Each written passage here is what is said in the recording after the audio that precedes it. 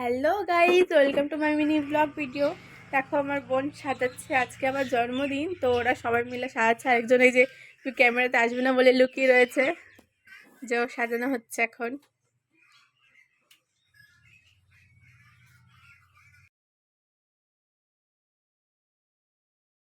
শীত করছে নাকি?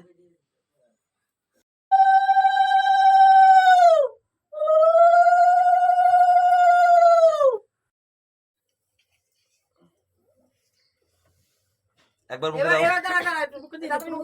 মুখে দাও। রুমাল কই, রুমাল কই? এই রুমাল কই?